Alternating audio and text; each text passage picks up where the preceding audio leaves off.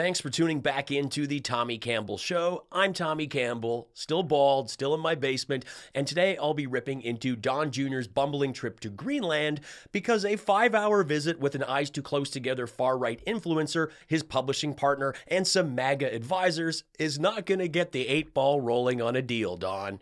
Did someone tell him the snow was something else? Because this is the most excited anyone has ever been to visit there. On the 4-year anniversary of the January 6th insurrection, MAGA are doing karaoke car crashes. Hulk Hogan gets booed by a sold-out crowd, flags are at half-staff, and Kamala Harris gracefully certified the election, even when faced with MAGA clowns like Bruce Fisher, husband of Nebraska Senator Deb Fisher, who did this. Congratulations. Thank you. Thank you for your work. Thank you. Congratulations to you. Thank you. Okay, you're welcome. Okay, sure. Her reaction to his infantile snub is priceless. Like, come on, dude. Are you really going to be like that? And some are grasping at Don Jr. straws, trying to excuse his behavior since he was holding a Bible and using a cane. Okay, he could have set one down, tucked it under his arm. It's not that big a deal. I was on crutches for 6 months and managed. He looks right at her like, nope. And here's him the last go around. So help you God? I did. Congratulations, son. Thank you, sir. Great. Thank you. I appreciate it. That's just important. Thank you. More than happy here. That was no, oh, my Bible, my cane. No, this was a guy being an absolute petty jerk. Greenland's government said no meetings had been scheduled between Don Jr. and government representatives. It added that Trump Jr. would conduct his visit as a private individual.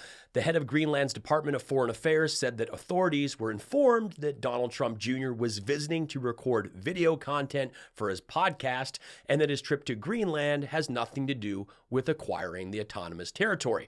But if that were the case, then why is Diaper Don posting this on Truth Social? This is a deal that must happen.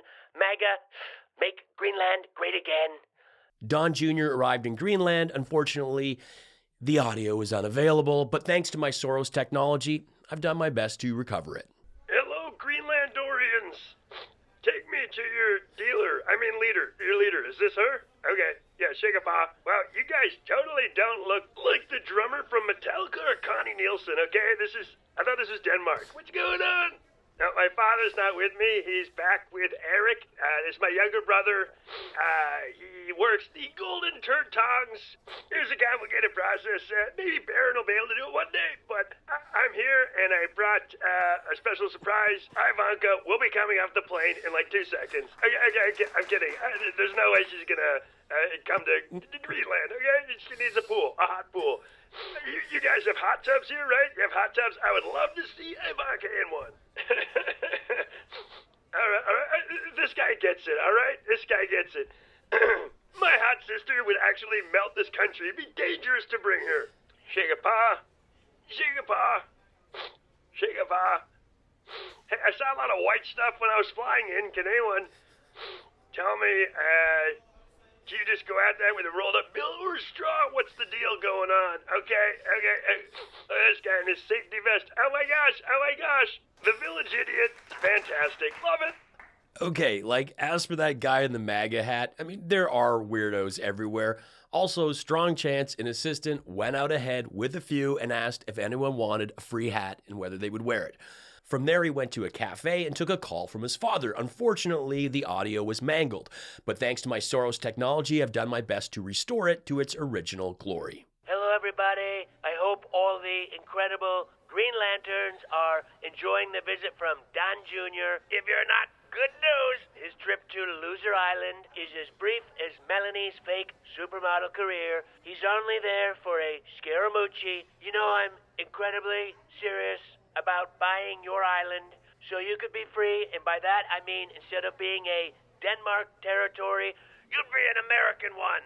And we are so good to them, so good. Have you seen me throw paper towels in Puerto Rico? I just want to melt some ice, take your minerals, and maybe open a casino. We'll see. Just give me everything I want, or Don Jr. stays there forever. What is legit crazy about all this is people are going to fall for this. There will be people that we'll see all these red hats and be like, look, even in Greenland, look what's going on, the movement, they want to be part of it.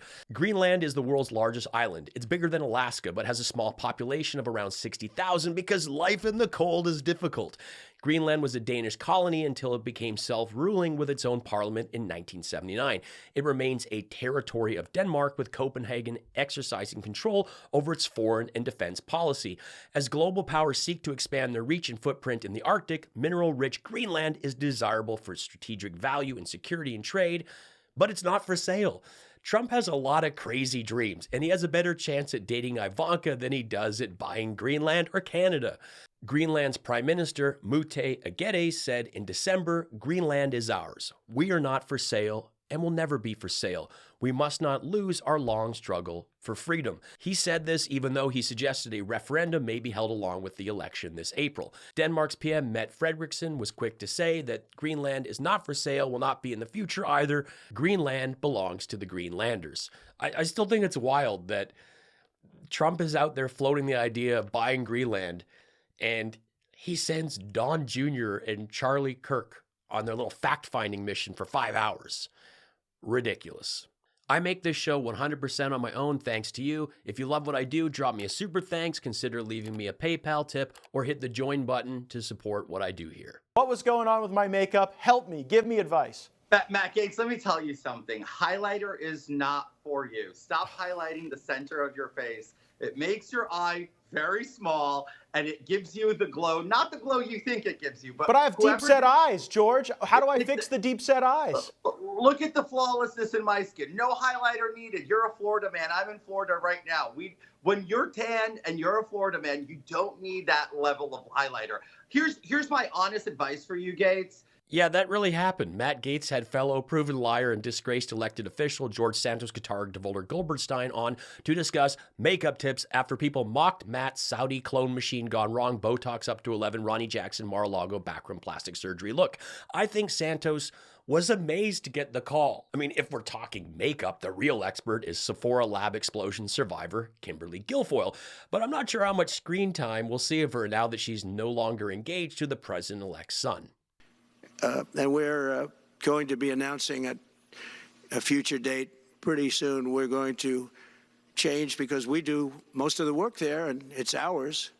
We're going to be changing sort of the opposite of Biden, where he's closing everything up, essentially getting rid of $50 to $60 trillion worth of assets. We're going to be changing the name of the Gulf of Mexico to the Gulf of America, which has a beautiful ring that covers a lot of territory. The Gulf of America, what a beautiful name.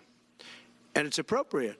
We're going to be announcing it later, but we announced it now. I mean, Gulf, a deep inlet of the sea almost surrounded by land with a narrow mouth. The Gulf of Mexico, which covers more than 500,000 square miles, first showed up on European maps in the 1500s. What a waste of time and money for nothing.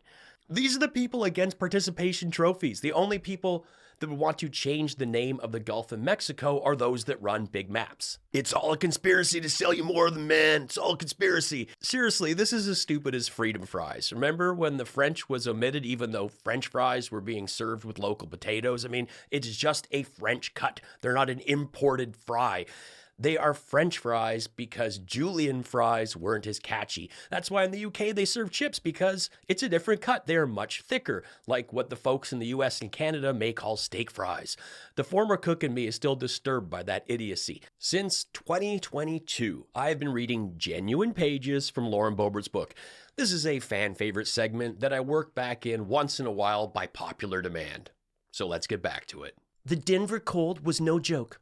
I had the F-150's heater on max as I circled the streets looking for any sign of Jason, who took off, just like the wrestler my mom says she made me with in the handicapped stall of an Orlando Olive Garden. Sometimes when we feel like Italian and my wrists are too tired from watching plays to even open a can of pasta, the family will go there. I know it's not the same as the one in Florida, but chains don't change. So after the kids throw soup at each other, we've downed 2 bottles of House Red, and Jason's dared me to put a whole breadstick in my mouth with no hands. That is the rule. We'll take a trip down memory lane and visit the extra wide stall where Grandma said the ring rat magic happened. I have spent many nights on the Board of Keys, hoping to reach out to Ron DeSantis and request some sort of historical plaque or signage at the Florida location. But every time I start the email, I cannot figure out if the proposed memorial should say where Lauren Boebert started or where Stan Lane finished. But I am open to suggestions. Well, at 3 a.m., I sure wasn't going to be finding my husband at the Olive Garden.